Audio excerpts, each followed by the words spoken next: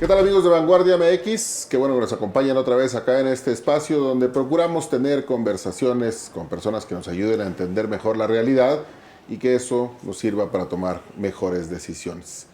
El día de hoy, como ya se está haciendo costumbre y eventualmente pasará a ser un hábito, está acá con nosotros Gustavo Espinosa. ¿Qué tal, Gustavo? ¿Cómo No estás? abuses, Carlos, no abuses. A lo mejor no se hace un hábito. No, yo la verdad es que estoy encantado y agradecido que invites a tu programa, como siempre. Muchas gracias, compadre. Y bueno, hoy tenemos un invitado de lujo porque vamos a hablar de la agenda de coyuntura de las últimas horas y de lo que vamos a estar conversando seguramente durante los próximos días y semanas. Nos acompaña nuestro compañero, el periodista Arturo Rodríguez García, director del Coahuilense. Arturo, gracias por estar acá. Muchísimas gracias. Siempre Carlos. es un placer poder conversar Arturo, contigo. bienvenido. Y bueno, pues estamos en las horas amargas de esta cosa que Trump hace y que hace muy bien y que es ponernos contra las cuerdas.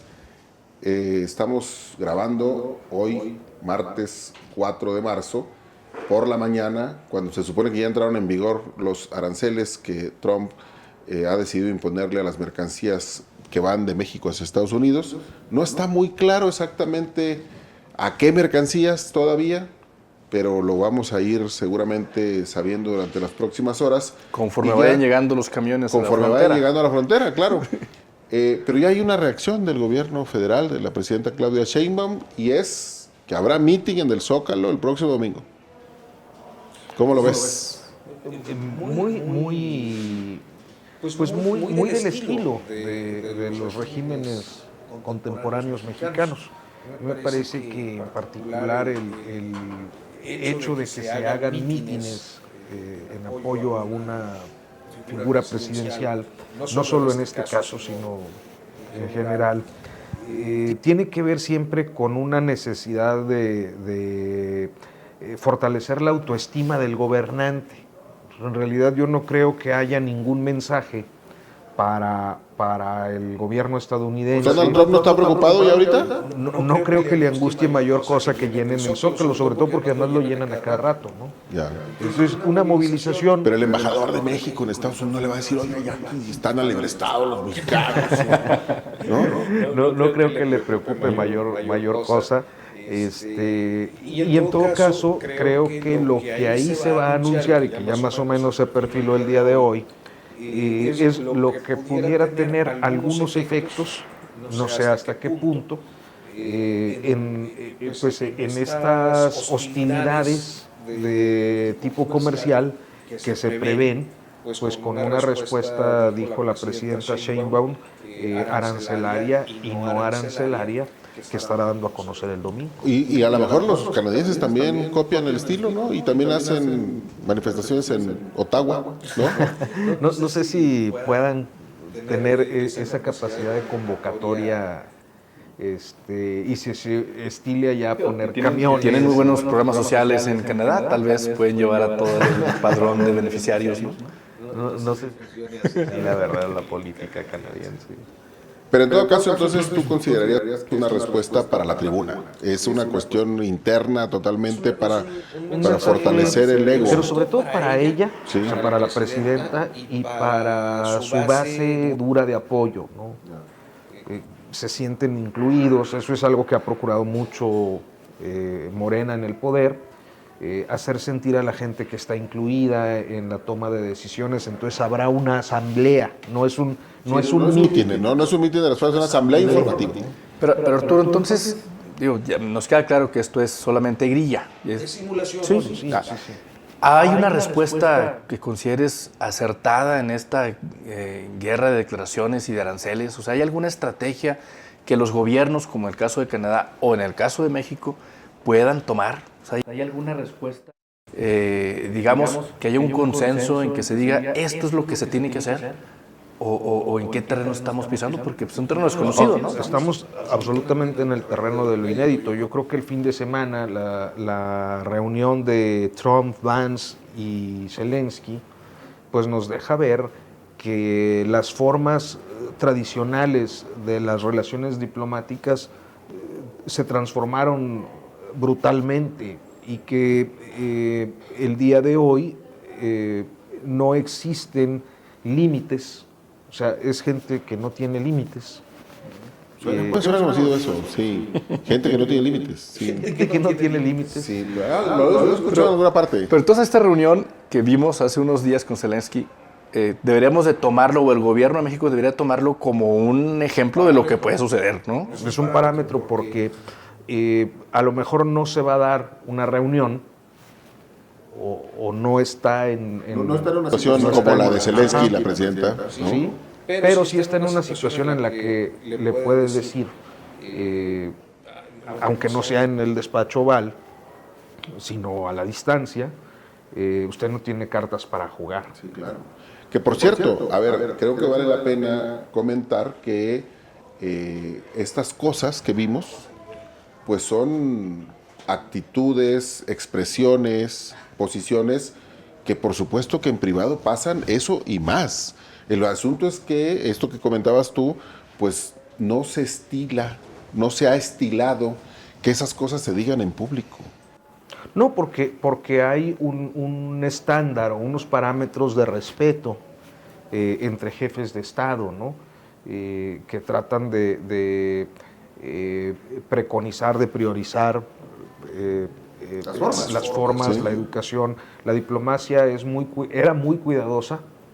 O sea, cuando veíamos, por ejemplo, los anuncios de sanciones de un país a otro en una discusión de Naciones Unidas, pues eran formas muy elegantes y muy cautelosas porque a lo mejor al hacer una crítica a un país, pues iba a polvorear la bala por otros 2 o 3 más. Entonces eran muy cuidadosos en las formas de expresar las decisiones que se tomaban.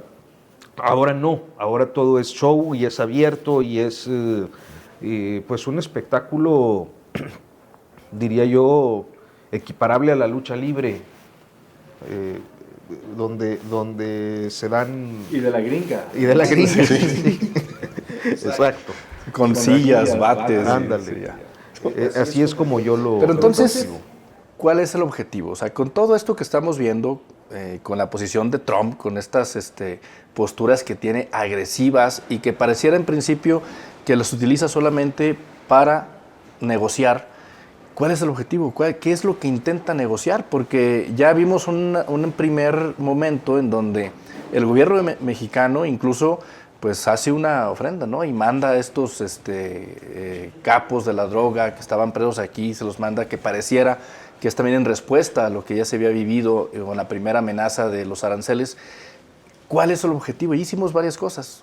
¿Qué es lo que intenta negociar? ¿Qué es lo que pretende Trump? ¿Qué piensas? Yo pienso que las posturas de Donald Trump respecto a México en particular tienen que ver con 2 dimensiones. Una que es más o menos transversal a lo que ocurre con otros países como Canadá o China y que tiene que ver con el mensaje, el posicionamiento de su figura ante un electorado que demandaba una serie de acciones quizás de fortalecimiento del mercado interno, de recuperación de valores tradicionales de la sociedad estadounidense, y entonces a ellos les está dando un mensaje y una respuesta más de tipo propagandístico político.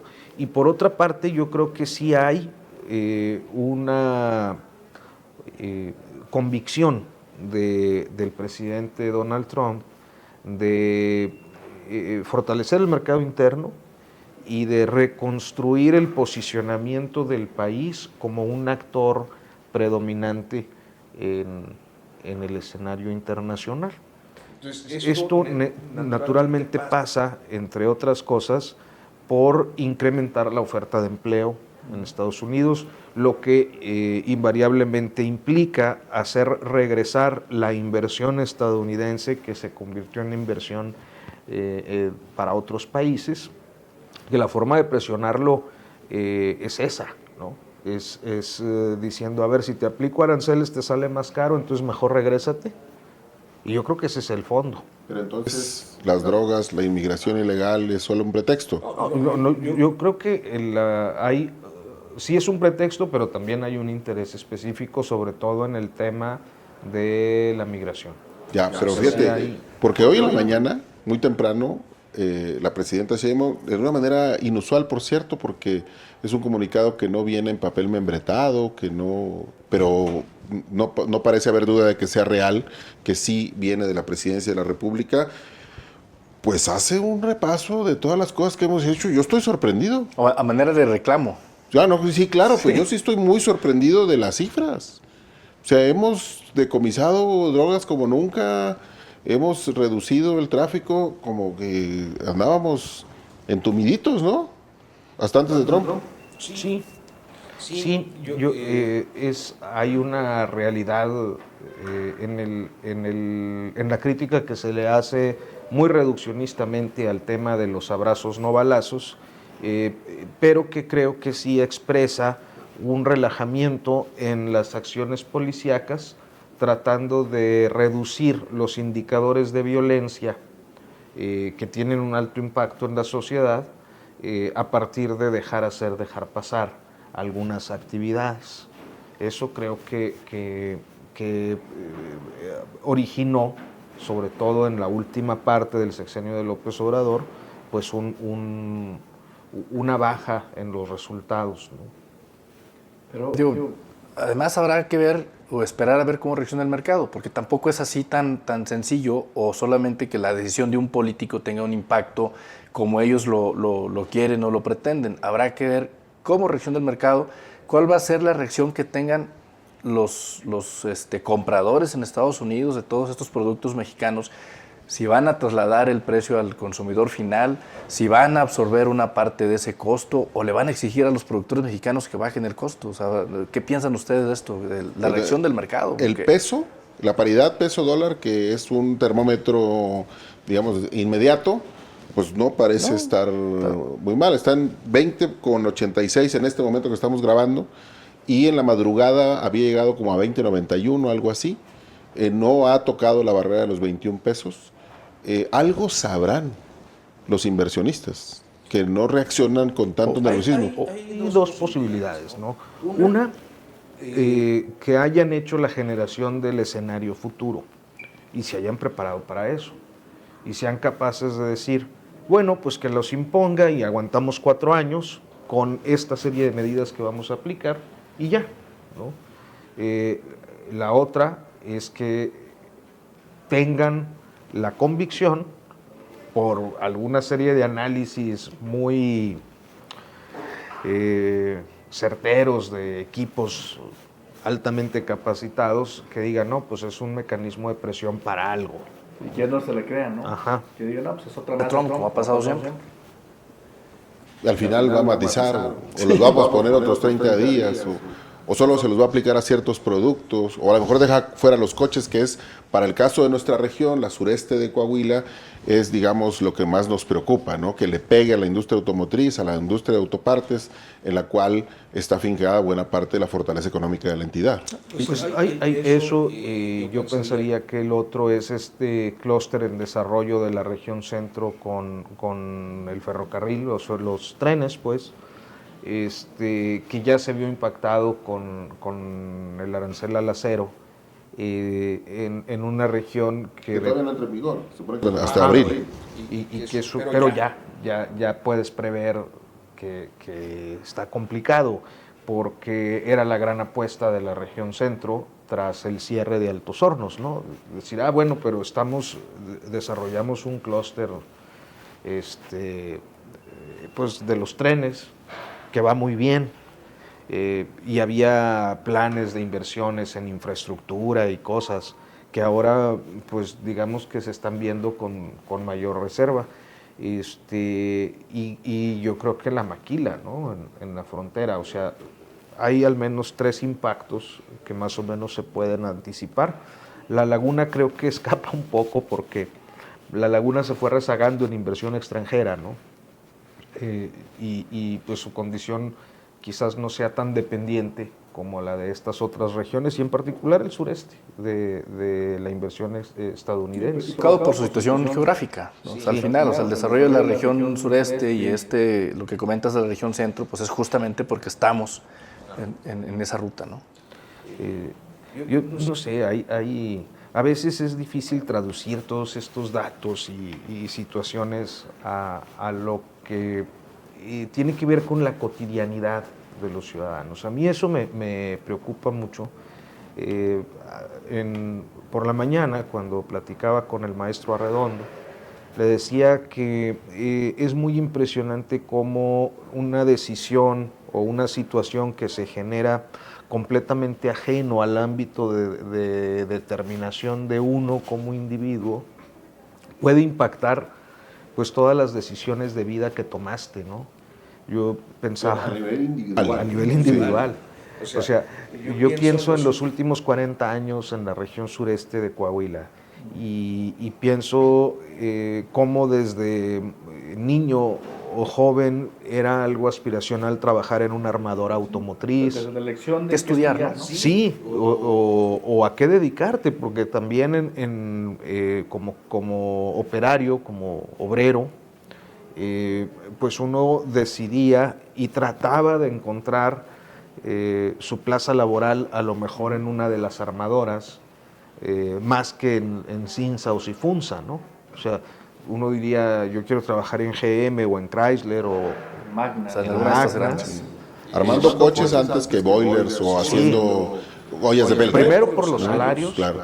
las utilidades que en ocasiones son altísimas, y que permiten una calidad de vida muy diferente a la de un trabajador del mismo rango en otra zona del país. O sea, ser obrero en el sureste de Coahuila, en general, y en particular de las armadoras, es un privilegio. Vives bien, tienes tu vehículo, tienes tus amenidades en casa propia. Tenías certeza. Tienes vacaciones. O sea, hay un proyecto de vida. Certeza, sí. Sí, En el largo hay un plazo. horizonte de largo plazo que... La posibilidad de movilidad social. Claro, pero esto que está sucediendo, ¿crees que tenga un impacto inmediato en esto que estás comentando? ¿O qué? Pues ahora... Justo creo que depende de muchos factores, pero uno de esos factores es qué previeron los industriales, los grandes industriales estadounidenses que han invertido en esta región para este periodo. Yo tengo versiones que dicen de algunas empresas que dicen: nosotros lo previmos y lo proyectamos desde el 17-18 y tomamos medidas de contención para un escenario como este y no nos vamos a ir. Pero luego hay otros mensajes, como el que ya se dio de la directora de General Motors, sí, que dijo, pues si no queda de otra, regresaremos parte de las operaciones. Y estás hablando de una empresa que en los últimos 5 o 6 años destinó recursos enormes al desarrollo de una inversión multimillonaria para desarrollar autos eléctricos. Pues ahora sí que una gigafactory, ¿no? Porque es enorme o sea, alguien me decía, pues Chema Frausto, que era 4 o 5 veces mayor que la armadora original de GM. O sea, estás hablando de una inversión enorme que acabas de inaugurar hace 6 meses y de repente dices, no, pues vámonos, cierra el changarro, baja las cortinas y no sé, no, o sea, auténticamente no tengo datos para suponer que en caso de que las medidas arancelarias sean tan definitivas y permanentes, ellos puedan tomar una decisión en el corto plazo que lleve a un cierre. Y si ese es el escenario, yo creo que lamentablemente estaríamos en la peor crisis de la historia de... Bueno, y volviendo a las medidas arancelarias, ¿esperamos algo extraordinario, algo que nos pueda sorprender en el mitin de la Ciudad de México con el anuncio de la presidenta Sheinbaum? O como decías al inicio, simplemente va a ser pura grilla? No, yo creo que va a haber un anuncio de algunas medidas con lo que un presidente o presidenta de este país pues tiene cierta capacidad de escalar en el conflicto de naturaleza comercial o en el diferendo. No sé si ya sea una guerra como algunos medios O a lo lo mejor, proyectan. nada más añadiendo a lo que dice Gustavo, pues le está dando chance de aquí al domingo a Trump. Que lo reflexione, piense mejor, que ¿no? piense mejor, ¿no? Que Porque lo le vamos a reflexione. subir el precio del aguacate. Por ejemplo. Pues, ¿qué puedes hacer? Pues sí, subirle el precio del aguacate o de algún otro producto que es muy importante para el mercado gringo, el maíz o yo qué sé. nosotros le compramos maíz. Sí, Bueno, ahora falta ver porque dicen que ahí vienen los aranceles para los productos agropecuarios y ahí sí, algunas voces que he leído y escuchado, nos podría ir muy mal. Pero esta parte que dices, Arturo, de el impacto que tiene en el proyecto de vida de mucha gente es un tema que da para mucho y de una vez aprovecho para comprometerte a que hagamos una siguiente edición de este programa de seguimiento una vez que veamos exactamente de qué se tratan los aranceles y en qué medida. Pero déjenme pedirles que avancemos al siguiente tema que habíamos pactado para este programa y tiene que ver con la elección judicial. La elección judicial que ya está muy avanzada. Se están imprimiendo las boletas del proceso federal ya, no sé si las del local, creo que no todavía, pero hay peculiaridades en este proceso electoral en lo local. En lo local, en Coahuila, pues ya hemos reseñado acá en Vanguardia cómo pues no hay nada que elegir, por lo menos en una de las pistas, que es la de magistrados de distrito. Correcto. Pero luego acabamos de sorprendernos en las últimas horas con la noticia de Durango, donde en Durango no hay incertidumbre en ninguno de los cargos. Como que la 4T le abrió la puerta a los cacicazgos locales para que de una vez terminaran de descararse con el asunto de la elección de los jueces. Yo creo que poner este tema sobre la mesa es un poco injusto conmigo, porque estoy ante dos expertos electoralistas que conocen perfectamente bien el sistema electoral Sí, mexicano. yo creo que te contaron mal. Además, estudiosos de la teoría de la democracia, y pues yo no... Pero Yo tengo otro. no tengo.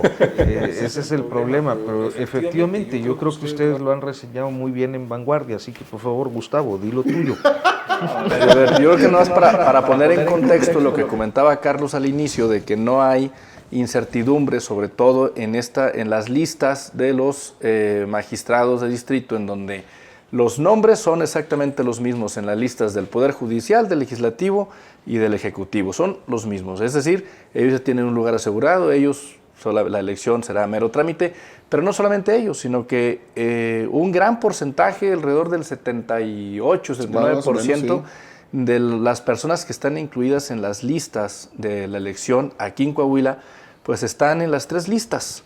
Entonces ellos pues tienen un lugar asegurado. O sea, realmente esta elección, lo hemos dicho en repetidas ocasiones, es una simulación, pero creo que es importante, y a propósito del caso de Durango, comentar que pues no es algo exclusivo de Coahuila, sino que el modelo que fue diseñado desde la Federación, yo sostengo que solamente por cumplir un capricho del expresidente Andrés Manuel López Obrador y esta sed de venganza con el Poder Judicial, pues fue diseñado desde origen mal y que ocasiona estas distorsiones, ¿no? en los sistemas democráticos, en donde ahora pues quien tenga capacidad de operar en los estados pues va a poner a los suyos.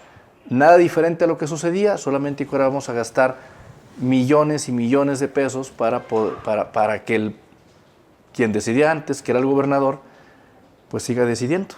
Nada más que ahora con un gasto excesivo de recursos, ¿no? Y en el caso de Durango, en donde los 49 espacios que están en juego, pues son los mismos nombres los de las 3 listas, ¿no? Esa es la Y situación. solo son 49 nombres, Nada además. No hay ni un nombre de más, ni Distinto. un nombre de menos. Hay candidatos de unidad, diría. Elegir rector de la Autónoma de Coahuila. Más o menos, algo así.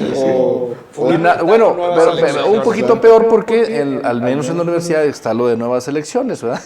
Acá no hay esa posibilidad. Acá no hay esa posibilidad.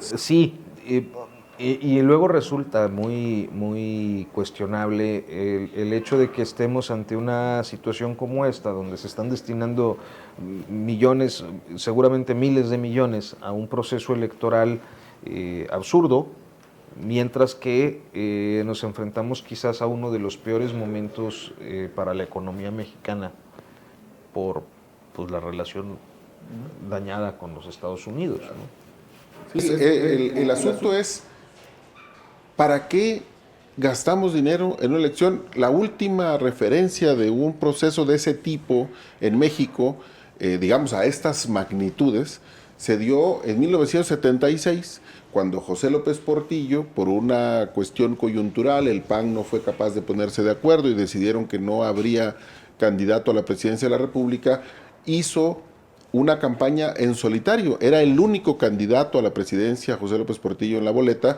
pero a pesar de eso, cumplió con el ritual de recorrer todo el país en una campaña faraónica. O sea, la Universidad Autónoma de Coahuila está como esa elección, ¿no? Con el añadido que dices tú, por lo menos la boleta dice nuevas elecciones, te da una opción, te da la posibilidad.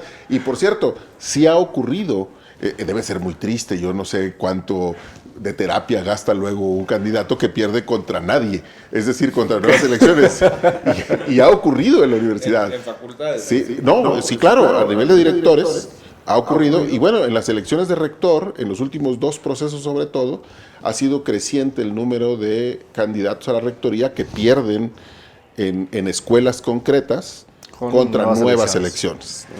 En el caso de Coahuila se van a gastar 511 millones de pesos en la elección del Poder Judicial. Bueno, en el año, ¿no? Sí, en el año. O sea, 511 millones de los cuales va a prerrogativas a partidos políticos, 178 millones, el gasto de operación del instituto, que son alrededor de 120 millones de pesos. Es decir, son 211 millones de pesos, más o menos. La elección judicial. La elección judicial. No es culpa del instituto. O sea, el instituto tiene que tener recursos para poder operar esta elección. ¿Sí? O sea, no es culpa de ellos. En nivel federal, no sé si se acuerdan del dato, pero creo que había el INE pedido 13 mil millones, les dieron, y le dieron 7 mil. 7 mil millones de pesos. 7 mil millones de pesos que antes no se gastaban, ¿no? Y como dices, Arturo, pues es una elección absurda, porque al final van a quedar lo que los partidos políticos que no participan en esta elección, pues operen, porque serán ellos los que salgan a territorio. Yo no sé qué tanto les dé para eso, porque primero es muy difícil, salvo en casos con planillas de candidatos únicos o donde todos son afines, poder instruir con esa cantidad de nombres el voto de los ciudadanos. O sea, a mí había un actor político de algún estado que me decía, ni siquiera la armamos para las listas. O sea, a ver, consigue, ¿cuántos son en Durango, por ejemplo? En Durango son 49. 49, consigue 49 abogados confiables. O sea, 49 abogados los encuentras, pues si algo hay es abogados. Pero confiables. Pero Sí, confiables. sí, eso es muy difícil. El problema es el adjetivo. Y luego, Ya que son confiables para ti, ¿verdad? Que son De los tuyos. de los tuyos. De los tuyos, leales. Van a hacer lo que tú les digas. Consigue que la gente entienda cómo votar por ellos. En el caso de Coahuila es más fácil, no lo sé. porque aquí son planillas. Aquí son planillas. Ah, sí, aquí Entonces votas. aquí- Sí, una planilla y ya. Aquí pues, me parece que quien tiene el control o la mayor capacidad de operación territorial, pues van a ir a decirles que voten por tal planilla, que supongo que será la del Ejecutivo. ¿Tú crees? No creo. Porque el Ejecutivo no puede perder. No, ¿sí? O creen que eso sea posible. Pero es que gana con cualquiera, ¿no? Por ejemplo, la federal. O sea, la federal, yo veía por ahí que decían que era un mínimo promedio de 8 minutos por Bueno, persona. es que esa es más compleja porque, mire, qué bueno que planteas el asunto, porque una cosa que la gente, para la que quiera ir a votar, la que decida ir a votar, se tiene que ir preparando como nunca. Eso no ha pasado jamás. El primer domingo de junio, las personas que vayan a las casillas les van a entregar 10 boletas. Nunca nos han entregado 10 boletas en ningún proceso. 6 correspondientes a la elección federal y 4 correspondientes a la elección local. Las boletas de la elección federal van a venir divididas en listas de hombres y de mujeres de los aspirantes al cargo de que se trate: ministro de la Suprema Corte, magistrado de distrito, juez de distrito, perdón, magistrado de tribunales colegiados, el tribunal de disciplina que hay y el electoral. Entonces, arriba, por ejemplo, en el caso de ministros de la Corte, la lista de mujeres y la de hombres, que van a estar separadas, tendrán unos cuadritos arriba. Y allí hay que poner los números correspondientes a 5 mujeres. O sea, hay que escoger de Hay la que escoger lista. de la lista 5 personas y anotar el número. Bueno. Y 4 hombres y anotar el número. Pues sí te vas a tardar Con un ratito. dificultad hemos aprendido a tachar un solo Deja recuadro. tú, ¿Estará el tamaño suficiente para...? Sí, hay que llevarse una Por lupa, ejemplo, como uno quiera. que ya tiene más de 40, tú no. No, yo sí. Ahí están mis lentes. Empieza uno a ver si las llega. Sí. ¿No? Y no tener que anotar cuántos. 5 mujeres y 4 hombres para la de ministros de la Corte. Y Y si luego- anoto 5 hombres y 4 mujeres, ¿se va a anular mi voto? Pues no sé. La verdad es que hay excesiva incertidumbre. Por eso es una virtud en los casos de Coahuila y Durango, que elimines la incertidumbre. que le ya. faciliten a la gente Le votar, facilitas a la ¿no? gente. No, la decisión. Decides por la gente. Ya. La gente no tiene nada que decidir. Esa elección está decidida. hay un ímpetu. Yo creo que surgido del... Hay un ímpetu del López Obradorismo y en particular de López Obrador por los procesos electorales, por activar las maquinarias del sistema con más frecuencia de la que ya había, que era bastante. O sea, pues elegíamos alcaldes, diputados locales, diputados federales, senadores, presidentes, gobernadores, o sea, y eso nos llevaba más o menos a unas 4 elecciones cada 6 años, ¿no? Entre una presidencial y otra, las locales, Más o menos 4 o 5 con las urnas entre cada elección presidencial. que ya es mucho, o sea, porque pues estás yendo cada año y medio. Bueno, hubo un tiempo Coahuila cuando cada año íbamos porque eran de 4 años las alcaldías. Y Y ahora estamos volviendo, pero a nivel nacional, a ir a las urnas. O sea, a ver, tuvimos 24 elecciones presidenciales, en algunas gobernaturas, presidencias municipales, diputaciones. La mayoría de los congresos, fueron como 30 congresos locales y el Congreso Federal. Entonces eso fue 24. 25 tenemos extraordinaria judicial. 26... Hay algunas gubernaturas. Y no sé si ya hay revocación de mandato. Ah, Si bueno, no, cierto, también. No puede ser consulta popular por alguna cosa. Alguna Como cosa, lo hizo Andrés algún Manuel. aeropuerto, alguna refinería. Manuel. Aranceles, no aranceles, ¿qué opina el pueblo? Consulta popular para saber si enjuiciamos o no a los del pasado. Que fue y luego llegamos a la intermedia, ¿no? Donde ya son otra vez federales, unas gubernaturas más, etcétera. Ajá. Más la elección judicial. Otra vez. La revocación creo que es al 4º año. Ya. Entonces, cada año vamos a tener elecciones. Sí. Y esa es una estrategia para mantener activa, viva a la base, a la estructura de operación política de los partidos. ¿Sí? Yo creo que sí. Yo creo que sí, para que no se No es pues tengan para que el inventar pueblo elecciones. decida. O sea, es para que el pueblo decida. Porque ¿dónde está el poder? En el pueblo. En el pueblo. Entonces el pueblo decide, toma las decisiones, no como en el pasado. Aquí En les el- ayudamos un poquito. En el régimen neoliberal. Y, digamos, para que no batallen, pues tomamos las decisiones por el pueblo y ya, ¿no? Es fácil, es sencillo. Pero entonces Nos iríamos a 5 o 6 elecciones porque luego en sexenio. 27 toca Otra vez elección otra vez judicial Sí. y 28. 28. Creo que es la que no hay nada. Sí. Ah, bueno, ya lo hicimos. 29 Ah, la gubernatura gubernatura. aquí en Coahuila. 29 gobernaturas. Pero el 28 debe haber muchas gubernaturas, son como... Ah, es cierto, tienes razón, hay gubernaturas. Sí, pero aquí en En- Coahuila, pues no 29, tenemos. 29. 28, pues estaremos deliberando, discutiendo quiénes pueden ser. o alguna otra Otra consulta. O alguna otra consulta popular, claro, que también siempre se ofrece. ¿Sí? Entonces, pues bueno, en efecto tienes razón, habrá un agitado calendario electoral, más agitado que de costumbre. Y ese también es un tema para... mucha lana. A ver, Carlos, pero Ah, Porque cada proceso de estos, O sea, yo me acuerdo que para la consulta popular, pues el INE tuvo que proyectar recursos millones de pesos. que no tenía contemplados y que además el gobierno no le quería, o sea, Hacienda no le quería, el presidente López Obrador no les quería dar, que porque como quiera se hacían las cosas Era tan sencillo. Puede ser hasta por teléfono. Exacto.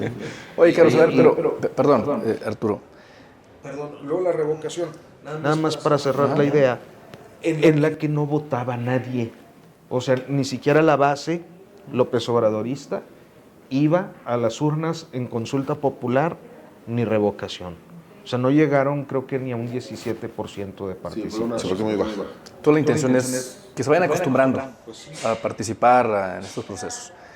Estamos de acuerdo que la elección judicial, como decíamos, nació mal desde el origen y que todo es una simulación, que realmente no sirve para nada, que vamos a gastar millones en hacer las cosas como se hacían antes, en que decida la misma persona. Pero entonces, ¿es menos virtud lo que se hizo en Coahuila o en el caso de Durango? ¿O es simplemente una respuesta, o es mejor, es más práctico, ya viendo el escenario, el relajo que va a ser el día de la elección, el día de estar en casilla y tomar la decisión, escoger el nombre, ponerlo en el cuadrito y todo lo que eso va a generar de errores? Es mejor lo que se hizo en Coahuila y en Durango, en donde pues esta es la misma lista, aquí está. Y en planillas usted vote porque usted quiera y vamos a tener el mismo resultado. ¿Es mejor eso? ¿Es más deseable, dado el desastre que es esta elección? Maestro, era la pregunta para Arturo, ¿no? No, para los dos. Para los dos. Yo creo que hay que verle la virtud a estas cosas. Los demócratas modernos del norte, pues están encontrando una forma de ayudarle al ciudadano a que ratifique aquello que seguramente está pensando, ¿sí? Tú le preguntas al ciudadano, oiga, ¿a quién le gusta para juez? El que usted quiera, ¿no? Y ya, pues te lo ponen en una boleta, tú no tienes ni qué pensar, listo, ¿no? Fácil. Entonces mejor eso. Tenemos dos coahuilenses en la carrera por la Suprema Corte y yo creo que los dos han dado o han llamado mucho la atención nacional por diferentes circunstancias, porque además son completamente opuestos, ¿no? Uno es Raimundo Espinosa, que no sé si es pariente tuyo, es de allá de Viesca. De Viesca. Parientes de Viesca. Fíjate que es un perfil muy interesante porque unos mamones. es ¿Hay mucho?